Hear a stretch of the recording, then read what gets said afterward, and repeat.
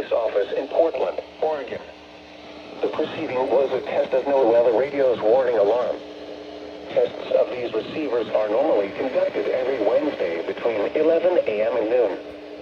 If there is a threat of severe weather on the day of the test, it will be postponed until the following week. This concludes this test. We now return to our regular programming.